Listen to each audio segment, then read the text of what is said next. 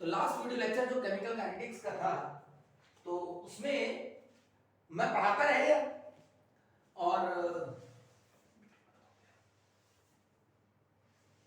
ये यहीं छूट गया। तो अब मैं ये सोच रहा हूं कि यहीं से शुरू कर देता हूं उसको। तो जो लास्ट वीडियो लेक्चर है उसको आप अच्छे से देख करके और यहां से शुरू हो जाइएगा, ठीक है।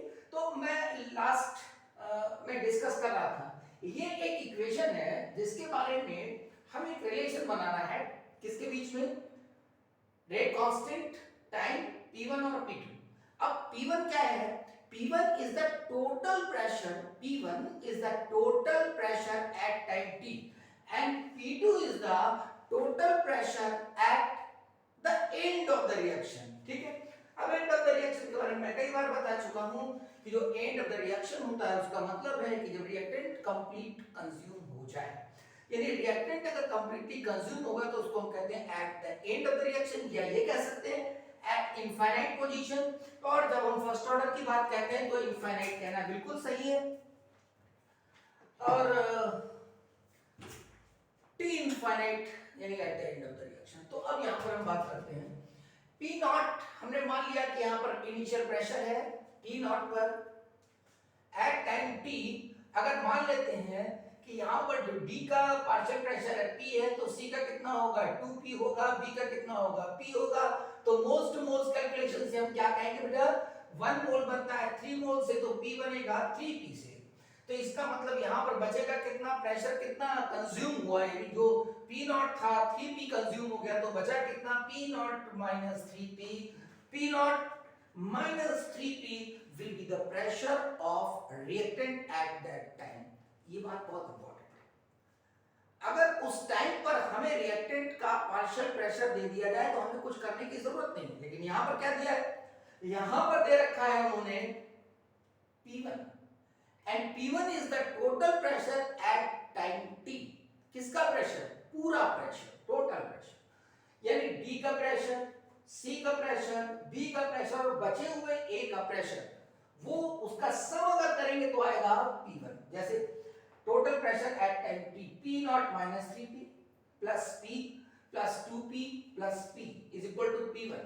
तो यहां पर ये 3P कट गया, P naught plus P is equal to P1, तो small p is equal to P1 minus P naught. ये हमने स्मॉल p यहां पे बेटा एज्यूम कर लिया था कि D का पार्शियल प्रेशर है, तो ये हमारा एक रिलेशन आ गया। अब eight the end of the reaction, eight the end of reaction का मतलब क्या हुआ, जब कुछ भी रिएक्टेंट नहीं बचा। देखिए रिएक्टेंट अगर कुछ भी नहीं बचा तो यहां हो गया जीरो। तो अब क्या होगा, सारा का सारा जो प्रेशर था A का वो प्रोडक्ट में कन्वर्ट हो गया। तो 3 मोल से बनता है 1 मोल, तो 1 से बनेगा 1/3, तो P नॉट से कितना बनेगा P नॉट बाई 3। ये हो गया B का प्रेशर।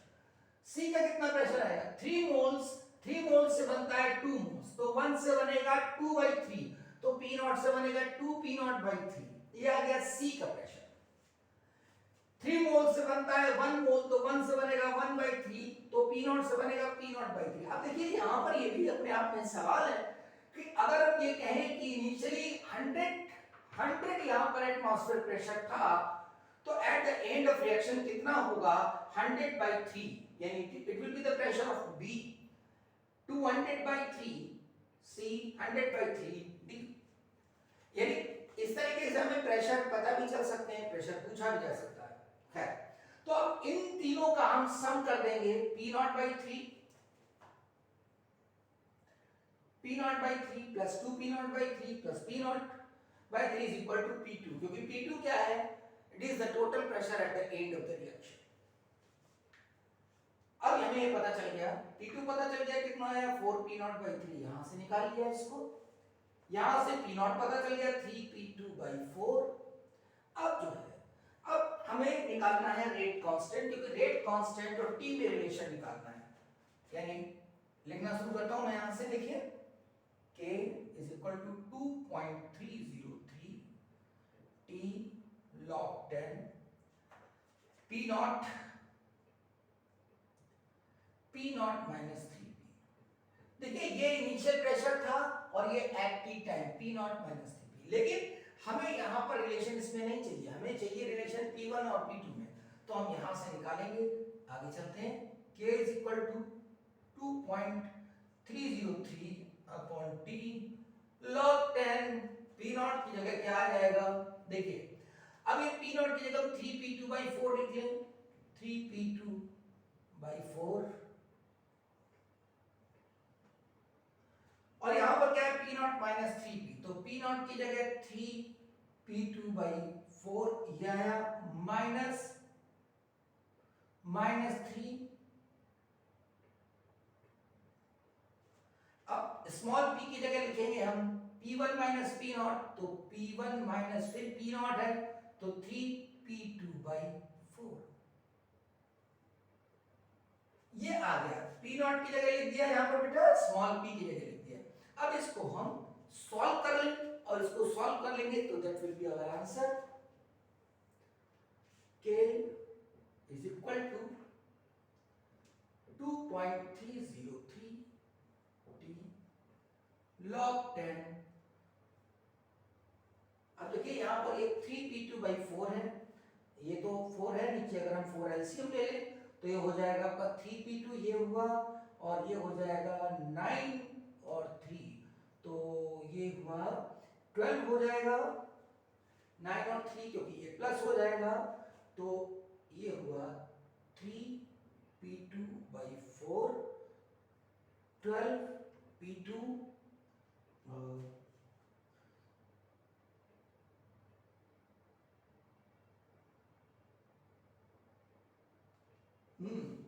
ये हो जाएगा तुम्हारा 9 12 3p2 माइनस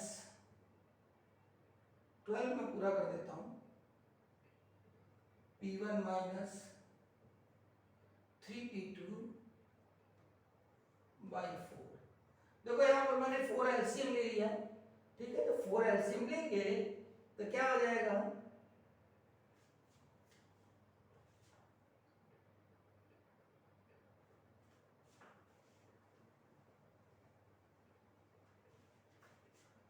k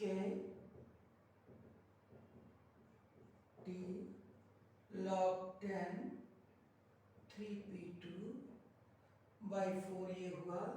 अब यहां पर देखिए इसको लिखता हूं मैं 3p2/4 पूरा ओपन कर देता हूं, इसमें आपको ठीक से समझ आया, 3p1 माइनस 9p2/4 ये है। k is equal to 2.303 t log 10 3p2/4 और ये आपका आ जाएगा 4 एलसीएम ले लिया जाए, ये p2 है यहाँ पर माइनस से प्लस हो जाएगा, तो ये हो जाएगा 12, यानी इसका मतलब 3 9 12/3 12/3 कितना हो गया 12/4, तो 3p2 और माइनस 12p1 इसको हटा दें क्योंकि नीचे एलसीएम था 4, ये हो गया, तो इसको हम लिख सकते हैं 3p2 है ना, तो k is equal to 2.303/t log 10, ये 3 कॉमन ले लो इसमें से, तो ये हो जाएगा p2 माइनस 4p1 आंसर, ये आएगा इसका आंसर। हाथ से इसको बाकायदा करिए, इसको पेन से कॉपी पे करिए, और जब इसको करेंगे तो आपको अच्छे से और क्लियर होगा। तो ये तमाम सारे डिफरेंट तरीके थे जो मैंने लास्ट वीडियो लेक्चर में और इसमें आपको अभी तक डिस्कस किया है, ये तमाम तरीके जिसपे केमिकल काइनेटिक्स के क्वेश्चंस बन सकते हैं, ठीक है। अब आगे बढ़ते हैं। देखिए मान लेते हैं इसी रिएक्शन में, सपोज दैट इसी को मैं थोड़ा सा चेंज करता हूं,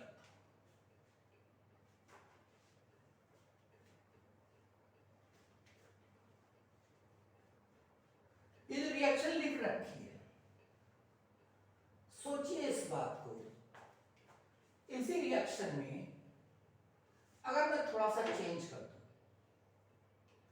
और ऐसे कर दूं इसे, अब देखिए ये रिएक्शन लिखी हुई है, आपको ध्यान से देखिए बहुत अच्छे से,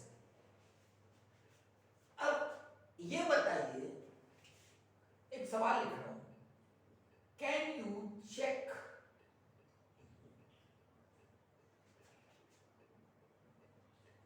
the progress of reaction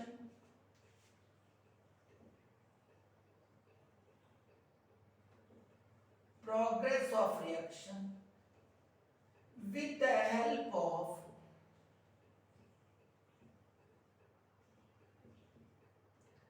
pressure recorder। मेरा सवाल ये है कि अगर आपसे कहा जाए कि आप इस रिएक्शन की प्रोग्रेस, या ये रिएक्शन हो रही है कि नहीं हो रही है, मान लेते हैं कि ये रिएक्टर है और इस रिएक्टर के अंदर ये रिएक्शन हो रही है। सोचिए ये प्रेशर रिकॉर्डर लगा है, अब इस प्रेशर रिकॉर्डर पर ये P नॉट शो कर रहा है। ध्यान से देखिए, ये रिएक्शन है, मैं भी करके दिखा दूंगा इसको। ये रिएक्शन है, इस रिएक्शन को हमें प्रेशर रिकॉर्डर से चेक करना है। क्या इस रिएक्शन की प्रोग्रेस हम प्रेशर रिकॉर्डर से चेक कर सकते हैं? क्या प्रेशर रिकॉर्डर ये बताने में सक्षम है कि रिएक्शन हो रही है कि नहीं हो रही है? ये हमको देखना है। ये रिएक्शन आपके सामने, तो देखिए यहां पर मान लेते हैं इस P नॉट की जगह हम यहां पर लिख देते हैं 100। मान लेते हैं 100 एटमॉस्फेयर इसका प्रेशर है और हमने यहां पर A ले लिया और ये 100 शो कर रहा है, ठीक है। अब ये रिएक्शन में अगर प्रेशर बढ़ेगा या प्रेशर घटेगा तो हमें पता चलेगा कि रिएक्शन हो रही कि नहीं हो रही, क्योंकि हमें अंदर तो दिखाई नहीं दे रहा। प्रेशर रिकॉर्डर पर अगर प्रेशर बढ़ रहा है या कम हो रहा है तो रीडिंग में चेंज हो रहा है, इसका मतलब रिएक्शन हो रही है। लेकिन अगर उसमें कोई चेंज नहीं हो रहा है तो pressure recorder is not capable to show the progress of reaction. यानी हो सकता है रिएक्शन अंदर हो रही हो, लेकिन प्रेशर रिकॉर्डर पर अगर रीडिंग चेंज नहीं हो रही है तो हम प्रेशर रिकॉर्डर को यूज नहीं कर सकते। देखिए अब यहां पर मान लेते हैं, सपोज दैट कि अभी हमारे पास यहां पर जो प्रेशर है वो कितना है, 10 एटमॉस्फेयर। सपोज कर लीजिए 10 एटमॉस्फेयर। इसका मतलब क्या हुआ, रिएक्शन हो रही है। रिएक्शन हो रही है क्योंकि A का प्रेशर घट गया। अब A का प्रेशर घट गया, इसका मतलब वो प्रोडक्ट में कन्वर्ट हो रहा होगा। तो देखिए यहां पर 3 मोल से बनता है 1 मोल, 3 मोल से बनता है 1 मोल। तो यहां कंज्यूम कितना हुआ, 100 से कितना रह गया, 10। 100 एटमॉस्फेयर प्रेशर से घट करके कितना रह गया, 10 एटमॉस्फेयर। तो कितना कंज्यूम हो गया, 90 प्रेशर, यानी 90 एटमॉस्फेयर इसका प्रेशर कंज्यूम हो गया। 100 प्रेशर A का था, अब कितना है, 10 एटमॉस्फेयर। तो कितना कंज्यूम हो गया, 90 एटमॉस्फेयर। अब देखिए अगर 3 मोल्स कंज्यूम होता तो 1 बनता, अगर 1 मोल कंज्यूम होगा तो कितना बनेगा, 1/3। 1/3, मैं इसको हटा रहा हूं।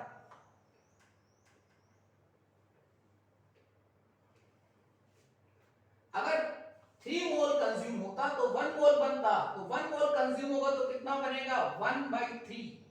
तो 90 मोल कंज्यूम हुआ तो कितना बनेगा, 1/3 इंटू 90, इसका मतलब 30 एटमॉस्फेयर। इसका 30 एटमॉस्फेयर। ऐसा ही यहां पर सेम, क्योंकि 3 से 1 बन रहा है, बिल्कुल ऐसे ही निकालेंगे मोल्स टू मोल्स कैलकुलेशन करके। 30 एटमॉस्फेयर, यहां भी सेम 30 एटमॉस्फेयर। इसका मतलब ये हुआ कि जब हमारे पास A का प्रेशर 10 बचा, यानी 90 कंज्यूम हो गया, तो B का पार्शियल प्रेशर कितना है, 30। C का कितना है, 30। D का कितना है, 30। और A का बचा हुआ कितना है, 10। अब देखिए इस समय पर जो टोटल प्रेशर होगा वो इसकी वजह से है, यानी total pressure PA plus PB plus PC plus PD, इसका मतलब 10, 30, 30 प्लस 30, 100। इसका मतलब रिएक्शन तो हो रही है, रिएक्शन तो हो रही है, लेकिन प्रेशर नहीं बदल रहा। तो अगर रिएक्शन हो रही है लेकिन प्रेशर नहीं बदल रहा है, इसका मतलब इसका रीडिंग यहीं का यहीं रहेगा, इसमें कोई चेंज नहीं आएगा। इसका मतलब ये हुआ कि pressure recorder is not capable to show the progress of reaction. यानी ये प्रेशर रिकॉर्डर इस रिएक्शन की प्रोग्रेस को चेक नहीं कर सकता।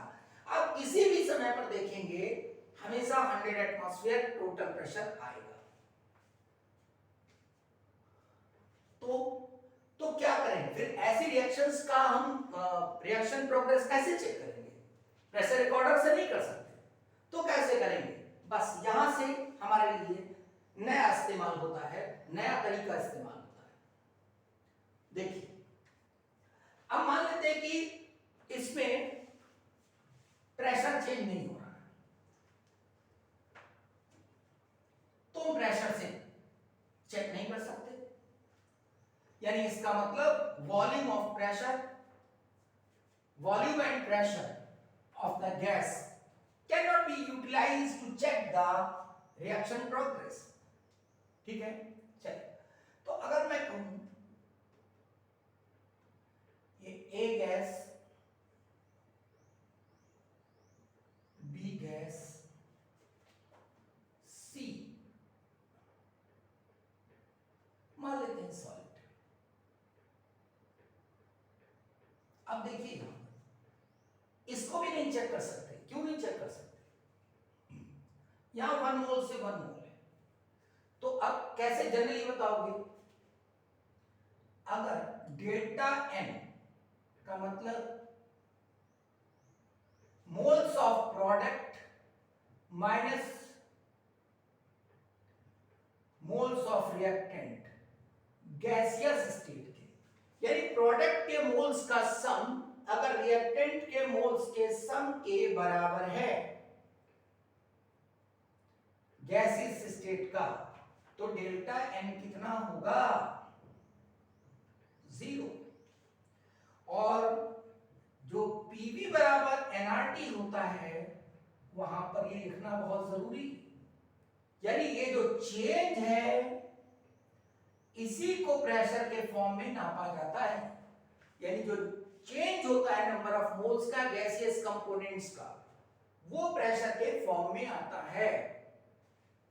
Volume constant, R constant, T constant, तो P is proportional to delta Ng।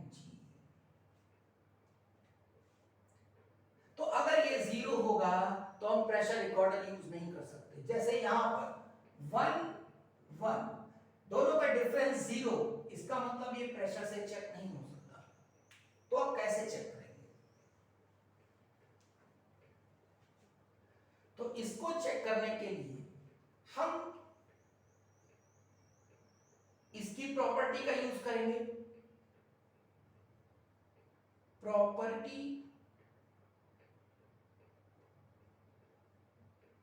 Of product या प्रॉपर्टी ऑफ रिएक्टेंट। यानी कहने का मतलब ये हुआ कि जब हम गैसियस फॉर्म में चेक ना कर पाए, प्रेशर रिकॉर्डर का यूज ना कर पाए, तो हम इनकी प्रॉपर्टी से भी चेक कर सकते हैं। अभी बात करता हूं। दूसरा, मान लेते हैं कि यहां पर हमने लिया ए एक्वस,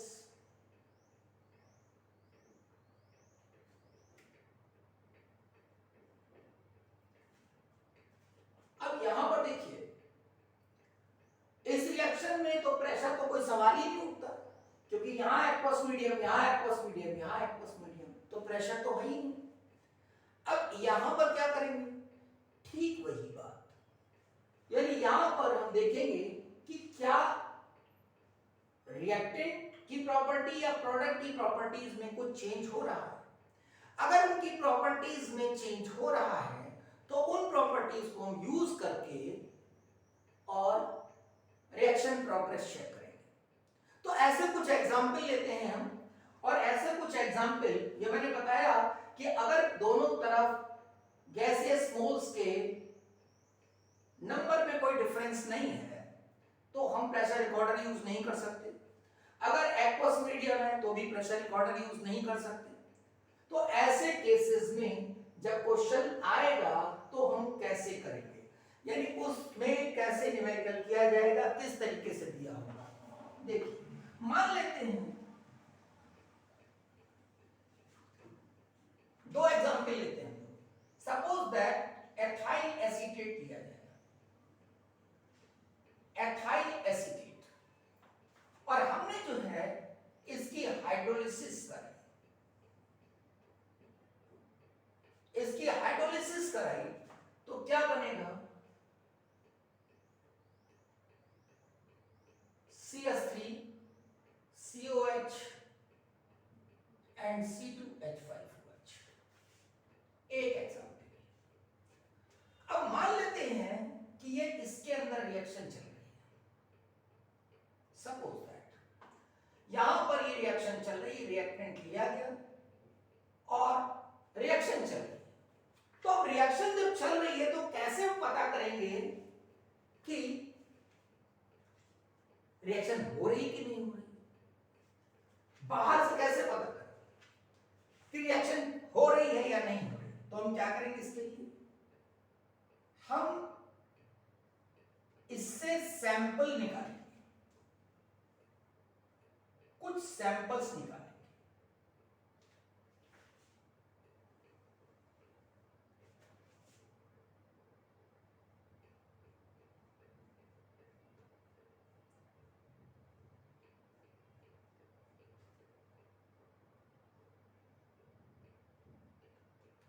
ये अलग अलग टाइम पर सैंपल निकाला गया। ये हमने T0 टाइम पर, ये T1 टाइम पर, ये T2 टाइम पर, ये T टाइम पर और ये T इनफिनिट। अब आप अच्छे से समझते हैं इस बात को कि इन टाइमिंग का क्या मतलब है। T0 का मतलब होता है एट द इनिशियल स्टेज, जब रिएक्शन शुरू नहीं हुई है। T1 T2 या T ये कोई एक ऐसा टाइम है जिस पर हमें कैलकुलेट करना है।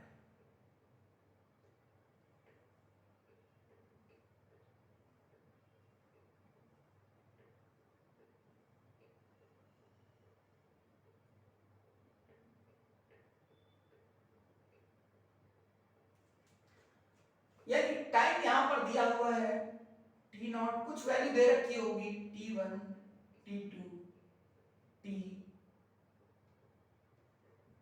और T इनफिनिट। अब देखिए जो हम सैंपल इसमें से निकाल रहे हैं वो इक्वल सैंपल निकाल रहे हैं, यानी VML आफ्टर गिवन इंटरवल। मतलब बेटा यानी जैसे मान लीजिए कि हमने सबसे पहले 5 ml निकाला तो 10 मिनट बाद फिर 5 ml निकाल लिया, 25-30 मिनट के बाद फिर 5 ml निकाल लिया, फिर 100 मिनट के बाद फिर 5 ml निकाल लिया। कहने का मतलब ये है कि हम जो सैंपल उसमें से निकाल रहे हैं बेटा वो 5-5 ml ही निकाल रहे हैं at a different time. At different time हम VML यानी same volume is taken out at a different time interval. ठीक, तो ये VML निकाला गया। अब देखिए यहां पर हो क्या रहा है, आप सोचिए जरा। जैसे जैसे रिएक्शन प्रोग्रेस करेगी तो रिएक्शन में इसकी क्वांटिटी कम होने लगेगी। मान लेते हैं A लिया गया 0 होगा, ये कुछ कंज्यूम हुआ। अगर मान लेते हैं ये X मोल्स कंज्यूम हुआ तो यहां X आएगा, यहां भी X आएगा। तो क्या होगा, इसका मतलब इसके अंदर धीरे धीरे प्रोडक्ट की क्वांटिटी बढ़ेगी। जैसे जैसे रिएक्शन हो रही है रिएक्टेंट कम होता जाएगा, प्रोडक्ट बढ़ता जाएगा। तो जब प्रोडक्ट बढ़ेगा तो इसका मतलब अभी जो हमने लिया था उसके अंदर CH3COH कितना होगा, 0, क्योंकि तुरंत लिया, अभी तो रिएक्शन हुई नहीं, T नॉट पर तो रिएक्शन हुई नहीं, तो अभी क्या है, अभी CH3COH नहीं होगा।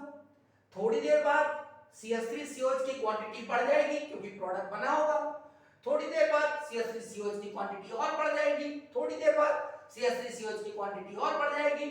अब हम सेम वॉल्यूम ले रहे हैं तो उसमें क्या होगा, CH3COH का कंसंट्रेशन बढ़ता जाएगा,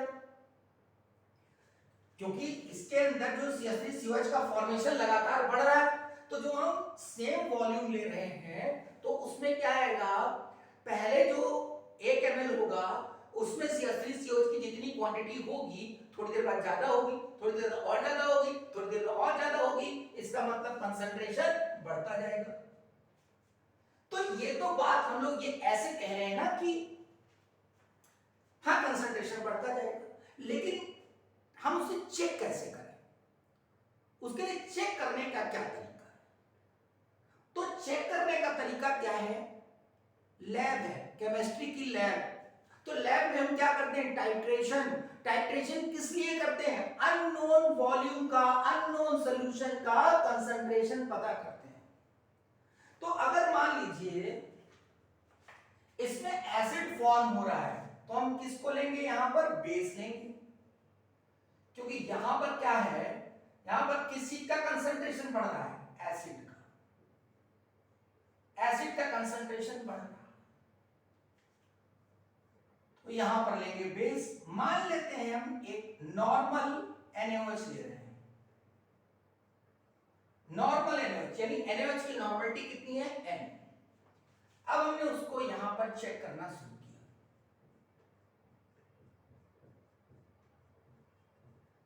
यानी यहां पर हमने इसको न्यूट्रलाइज किया, यहां न्यूट्रलाइज किया, यहां न्यूट्रलाइज किया, यहां न्यूट्रलाइज किया, यहां न्यूट्रलाइज किया। अब मेरा बेटा देखो, यहां पर V वॉल्यूम लिया गया, यहां भी V वॉल्यूम, यहां भी V वॉल्यूम, यहां भी V वॉल्यूम, यहां भी V, यहां पर V नॉट खर्च हुआ,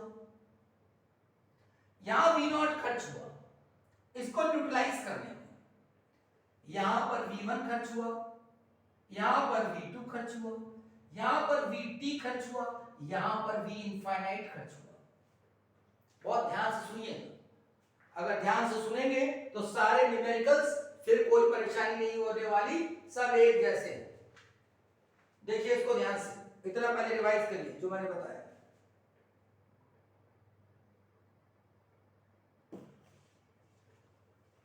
तो देखो बेटा, अब देखिए जरा, यहां पर V नॉट लिया गया स्टार्टिंग में, जब हमने टाइट्रेट किया तो जो NaOH का वॉल्यूम कंज्यूम हुआ वो कितना था, V नॉट। जब इसके साथ किया तो V1 कंज्यूम हुआ, इसके साथ किया तो V2 कंज्यूम हुआ। अब हम देख क्या रहे हैं, हम देख रहे हैं कि ये वॉल्यूम बढ़ता जा रहा है।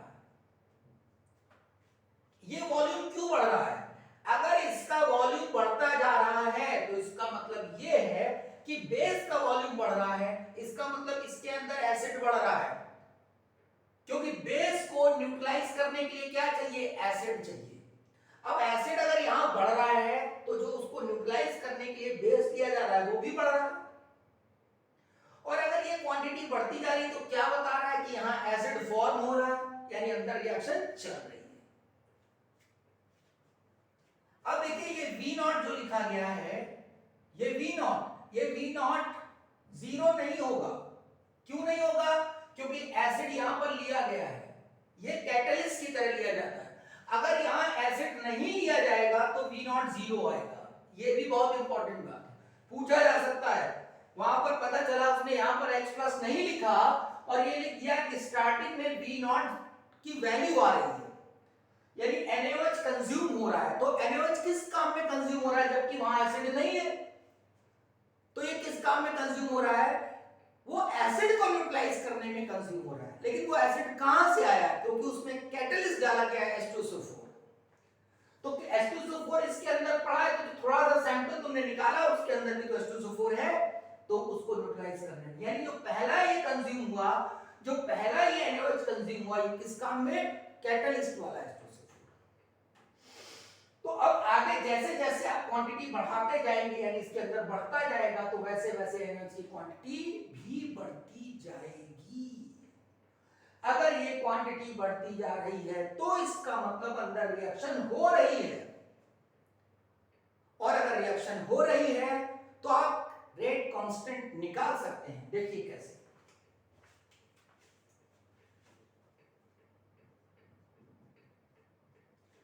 अब देखिए यहां पर लिखा मैंने V0, V1, V2, V3, VT, V infinite।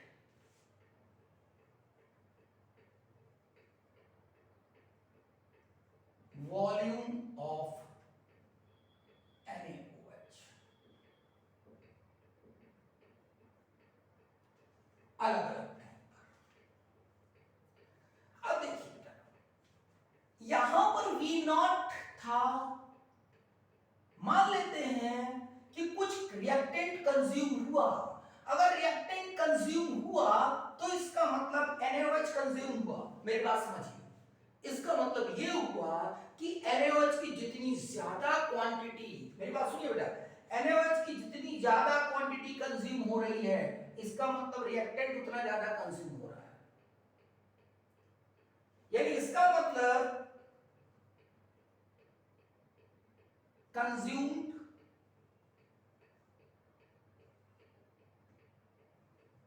quantity of reactant is proportional to the, जो मैंने बताया था, change in reading। मैं क्यों लिखा रहा हूं इस बात को समझिए, क्योंकि यहां पर हम चेक किसको कर रहे हैं, हम यहां चेक प्रोडक्ट को कर रहे हैं। यहां पर ये जो NaOH यूज हो रहा है वो किस चीज को चेक कर रहा है कि कितना प्रोडक्ट बना, तो उल्टा चेक कर रहे हैं, जितना प्रोडक्ट बना इसका मतलब उतना रिएक्टेंट कंज्यूम हुआ होगा। बात समझ गए?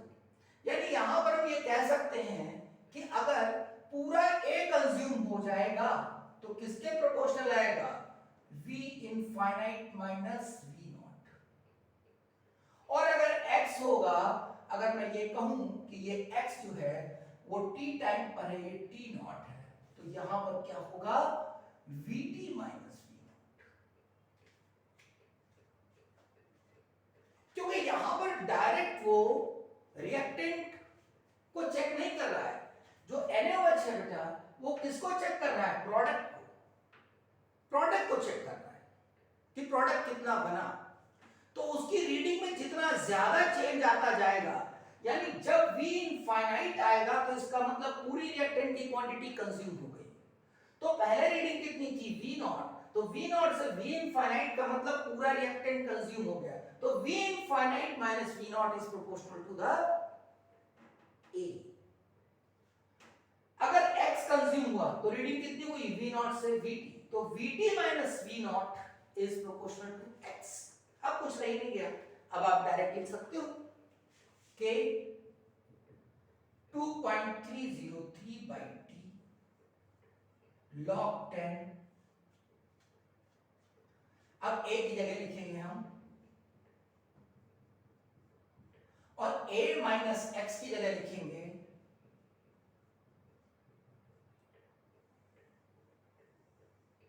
अब जिस टाइम पर भी आपको निकालना है, मान लेते हैं T2 टाइम पर निकालना है तो VT की जगह क्या लिखेंगे, V2 लिख देंगे। T टाइम पर हमने VT लिखा, हमने ये लिया है, जो टाइम लेंगे उसके अगेंस्ट में वॉल्यूम लिख देंगे। ये सो दिस इज, यानी यहां पर ये विद रेस्पेक्ट टू प्रोडक्ट हमने चेक किया। जब हम प्रोडक्ट की हेल्प से चेक कर रहे हैं तो ये फॉर्मूला रहेगा। तो क्या हुआ कि अब देखिए यहां पर बेटा, देखिए ये एसिड हो सकता है, ये बेस हो सकता है, मतलब इसके अंदर जो बन रहा है, ये ऑक्सीडाइजिंग एजेंट हो सकता है, ये रिड्यूसिंग एजेंट हो सकता है। तो अब यहां पर क्या होगा, अगर एसिड है तो यहां हम बेस लेंगे, बेस है तो एसिड लेंगे, ऑक्सीडाइजिंग एजेंट है तो रिड्यूसिंग एजेंट लेंगे, रिड्यूसिंग एजेंट है तो ऑक्सीडाइजिंग एजेंट लेंगे, चेक करने के लिए।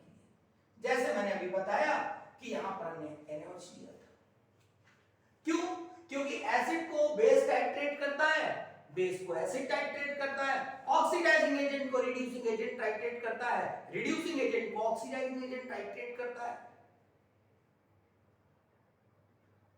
तो यहां पर ये एसिड बेस टाइट्रेशन से या रिडॉक्स टाइट्रेशन से हम चेक कर सकते हैं, प्रेसिपिटेट टाइट्रेशन से भी चेक करते हैं कितना प्रेसिपिटेट बना। खैर आगे चलते हैं। अब देखिए मान लेते हैं यहां पर हम लेते हैं H2O2,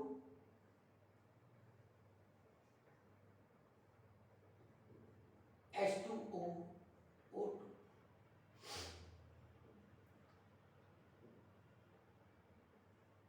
अब सपोज कर लीजिए हमें इसे चेक करना है। अब इसे चेक करने के लिए इसका A मोल्स 0 0 T नॉट पर T टाइम पर A minus x 2x x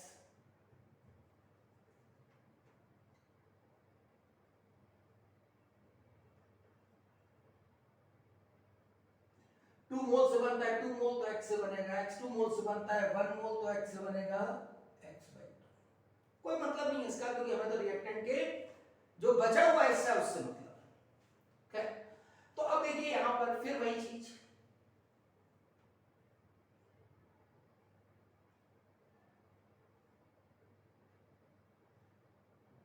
ये हमने यहां पर ये रिएक्टर है जिसके अंदर डिकम्पोजिशन चल रहा है H2O2 का, और हमने सैंपल निकालना शुरू किया। पहला सैंपल, दूसरा, तीसरा, चौथा और कुछ देर बाद उसका लास्ट सैंपल। अब देखिए यहां पर हम एक टेबल बना लेते हैं जो कि हमें दी रहती है।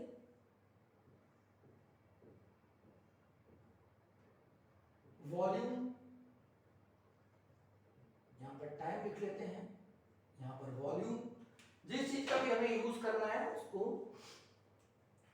तो time T0, T1, T2, T infinite, T0, T1, T2, T3, T infinite, T ले लेते हैं यहां पर। अब यहां पर क्या किया जा रहा है, यहां हम कैसे चेक कर रहे हैं, थोड़ा सा यहां चेंज किया है। क्या चेंज किया? अब हम यहां ले रहे हैं KMnO4 in acidic medium, normal KMnO4 in acidic medium check करने के लिए। तो अब ये क्या करेगा, मान लेते हैं हमने VML, सेम वैसा ही जैसा यहां लिया, same volume at different time. अब इस सैंपल को लिया यहां पर, KMnO4 से चेक किया। अब KMnO4 क्या चेक करेगा, KMnO4 किसके साथ रिएक्शन करेगा, ये जानना बहुत जरूरी है। न्यूमेरिकल्स में यही होता है, ये तो वेल नोन रिएक्शन है, लेकिन वहां पर ऐसे ही वो चेंज कर देगा। तो KMnO4 किसको चेक कर रहा है, किसके साथ रिएक्शन करता है, H2O2 के साथ रिएक्शन करता है, यानी KMnO4 will react with H2O2। अब देखिए क्या होगा, स्टार्टिंग में जब वो रिएक्ट करेगा तो यहां पर H2O2 सबसे, अब देखिए ध्यान से, पहले मान लेते हैं इसका यूज करना शुरू किया, हमने यूज करना शुरू किया। अब यहां पर आया V0, दोबारा थोड़ी देर बाद फिर सैंपल निकाला, आया V1, फिर थोड़ी देर बाद सैंपल निकाला V2, फिर थोड़ी देर बाद सैंपल निकाला VT, फिर थोड़ी देर बाद निकाला V इनफाइनाइट। अब यहां देखिए क्या होगा, जैसे जैसे रिएक्शन हो रही है, जैसे जैसे रिएक्शन हो रही है, मैं जरा लिख लूं यहां पर V1, V2, VT and V infinite.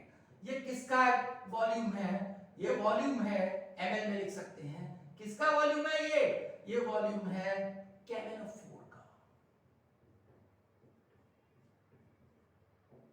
Normal KMnO4 solution. अब यहां पर देखिए, सबसे पहले जब पहला हम टाइट्रेशन कर रहे होंगे, जब हम पहला टाइट्रेशन कर रहे होंगे तो उस समय क्या होगा, पहला टाइट्रेशन करेंगे तो इसके अंदर H2O2 और इसके अंदर H2O2 पहले ज्यादा आएगा फिर कम आएगा, फिर और कम होता जाएगा और कम होता जाएगा और कम, क्यों? क्योंकि रिएक्टेंट कंज्यूम हो रहा है। जैसे जैसे रिएक्शन प्रोग्रेस कर रही है रिएक्टेंट कंज्यूम होता जा रहा है। कैसे पता चलेगा? ऐसे पता चलेगा, जो पहले V0 आया वो ज्यादा आएगा, फिर V1 फिर कम होता जाएगा, ये कम होता चला जाएगा। तो क्वांटिटी कम क्यों होती चली जा रही है? क्योंकि वो किसको टाइट्रेट कर रही है? KMnO4 टाइट्रेट कर रहा है H2O2 को।